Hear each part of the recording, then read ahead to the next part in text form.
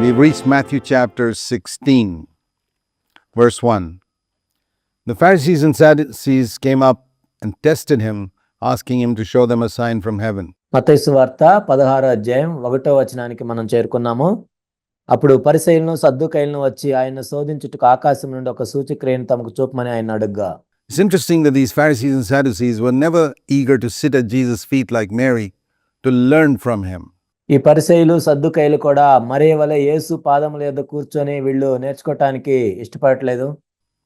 Imagine having the greatest preacher in the world, the greatest man of God, the Son of God himself, walking in their midst. చూడండి, ఒక గొప్ప బోధకుడు, దేవుని యొక్క కుమారుడు, గొప్ప దైవజనుడు ఈ భూమి మీద నడుస్తూ వెళ్తుంటే, And all they do is spend their time arguing with him and testing him. వాళ్ళు చేసిందల్లా ఏంటంటే ఆయనతో వివాదం పెట్టుకోవటం, ఆయన్ని పరీక్షించటం. I see the same thing happening today. There are wonderful, godly men, not many, but here and there across the world. ఈనాడు కూడా నేను గమనిస్తున్నది అదే. ఎంతో గొప్ప అద్భుతమైన దైవజనులు ఉన్నారు. ఎక్కువ మంది లేరు, కానీ ఈ ప్రపంచంలో అక్కడ కొంతమంది, ఇక్కడ కొంతమంది అలా ఉన్నారు. And who stand for the truth, real prophets who speak the truth of God without any compromise. And there are many believers. All they do is to try and find fault. వాళ్ళు ప్రవక్తలు, దేవుని యొక్క సత్యాన్ని రాజీ పడకుండా బోధించేవాళ్ళు.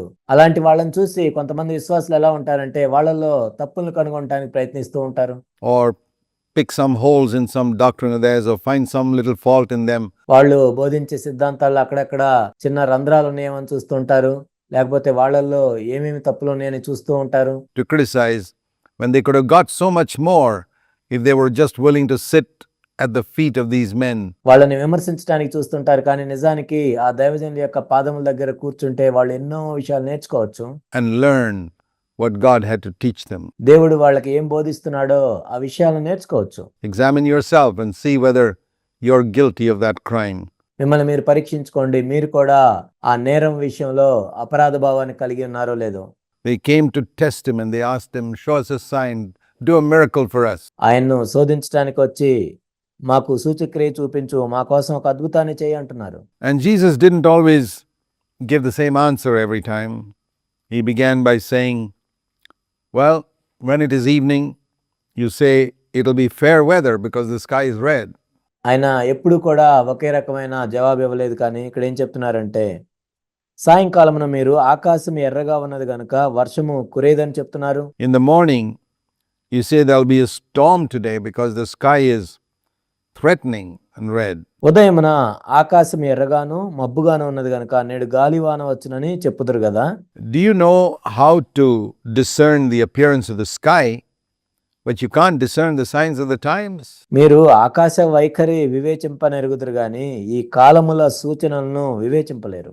You see, you guys are so sharp in the things you can see with your physical eyes, but you are totally blind in your heart. You can't understand the signs of the times in which you live. మీ భౌతిక సంబంధమైన కన్నులతో మీరెంతో పదునుగా ఉండి ఈ లోక సంబంధమైన సూచనలు చూస్తున్నారు, కానీ మీ హృదయంలో మీరెంతో గ్రిడ్డివారుగా ఉండి ఈ కాలముల సూచనలను వివేచించలేకపోతున్నారు. Look at that expression, the signs of the times. చూడండి, ఇక్కడ ప్రభు చెప్పిన మాటలు, ఈ కాలముల సూచనలు.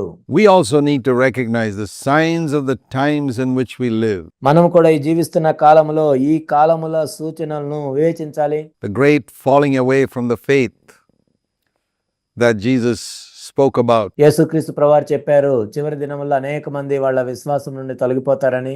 Deceiving spirits coming in. మోసపరిచే ఆత్మలు వస్తాయని. And what Paul spoke about deceiving spirits coming into Christendom. పౌలు ఏం చెప్పారంటే మోసగించే ఆత్మలు క్రైస్తవ్యంలోకి వస్తాయని. The great apostasy before the coming of the Lord.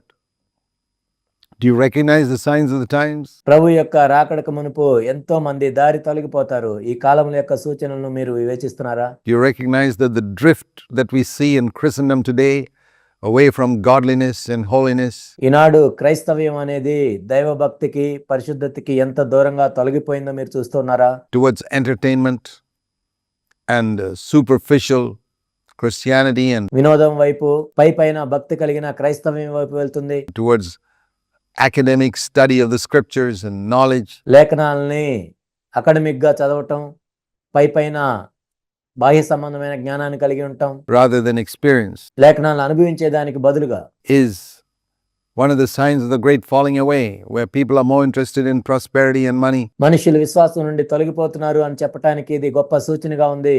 ఇక్కడ విశ్వాసులకు కావాల్సింది ఏంటంటే అభివృద్ధి చెందటం, డబ్బుల గురించి, and health and healing than in holiness. ఆరోగ్యము మరియు స్వస్థతను చూస్తున్నారు కానీ పరిశుద్ధతను చూడట్లేదు.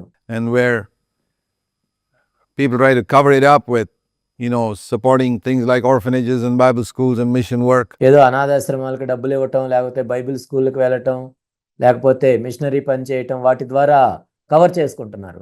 But their heart is set on their own covetousness. కానీ వాళ్ళ హృదయములు వాళ్ళ సొంత దురాశల మీద ఉన్నాయి. Yeah, this is all indication that Christianity has fallen away. క్రైస్తవ్యం అనేది వెనక్కి దిగజారిపోతుంది, పడిపోతుంది అని చెప్పడానికి ఇవన్నీ సూచనలు. From the truth, where they are more interested in pushing people down and demonstrating their so-called psychic power in a meeting. సత్యము నుండి దూరంగా తొలగిపోతుంది. వాళ్ళ మీటింగులు ఏం చేస్తున్నారంటే చాలా మంది మీద చేతులుంచి వాళ్ళని క్రిందకి తోసేస్తున్నారు, వాళ్ళ మానసిక శక్తులను ప్రదర్శిస్తున్నారు, rather than leading people to a godly life. మనుషులను దైవభక్తి వైపు నడిపించటం కంటే ఇవన్నీ చేస్తున్నారు. Don't you recognize the signs of the times? ఈ కాలముల యొక్క సూచనలను మీరు వివేచించట్లేదా? An evil and adulterous generation seeks after a sign. వ్యభిచారులైన చెడ్డతరం వారు సూచక్రియను అడుగుతున్నారు. We're not supposed to seek God for a miracle. If you do, you're part of this evil and adulterous generation.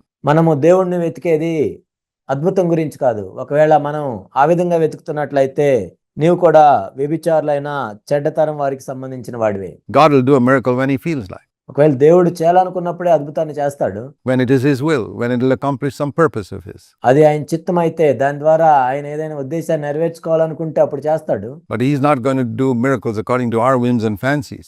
ఏదో మన కోరికలకు అనుగుణంగా ఆయన ఏమి అద్భుతాలు చేయడు.